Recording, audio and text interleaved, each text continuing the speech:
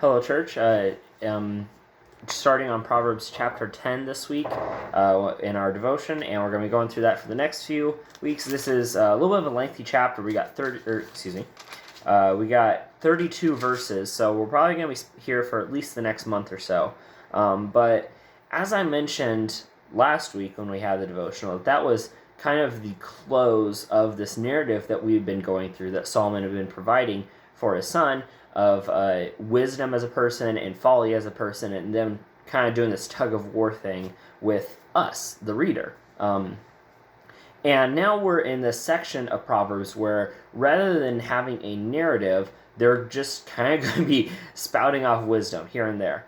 And as I was reading this, it kind of got me thinking, this isn't something that I've thought before, but I'm kind of thinking it now. The way that Solomon got his wisdom was God, came to him in a dream and was like, "What you asked for, I'll give you." And Solomon's like, "I want to have your wisdom. I want to be wise, and that's what I want. I want that more than riches or happiness or a long life or power or anything like that." And God goes, "Okay, here you go. I'm giving you my wisdom."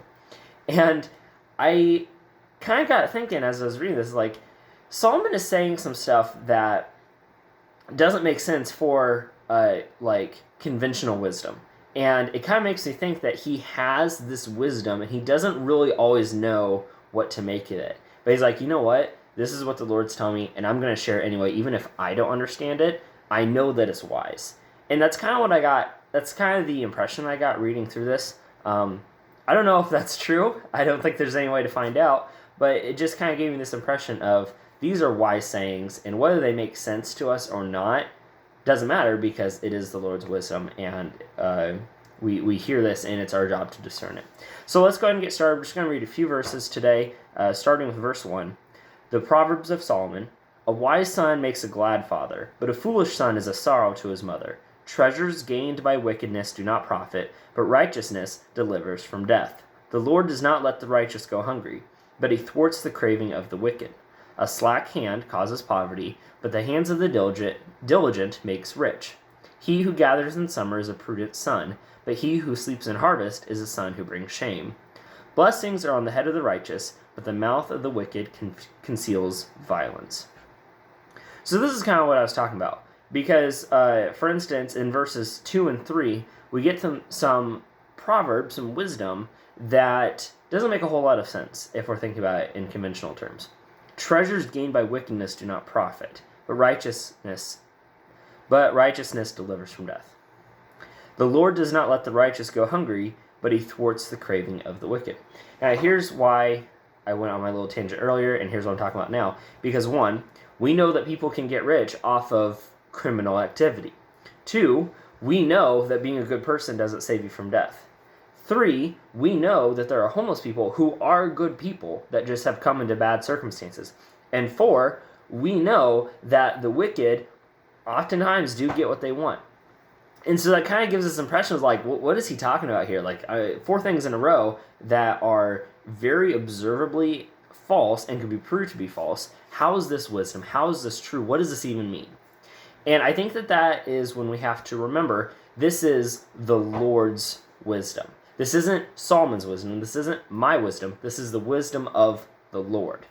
And as we know, God wins. Jesus wins. Jesus has claimed the victory for us. And so, although for a time the righteous may suffer and the wicked will get away with criminal activity, with getting money, whatever their plans may be, we know that in the end, the righteous will be the ones who live forever in the house of the Lord. And it will be the wicked who will be separated from God for all eternity. We know that that is the end. We know that that is how all the pieces will land at the end of the day.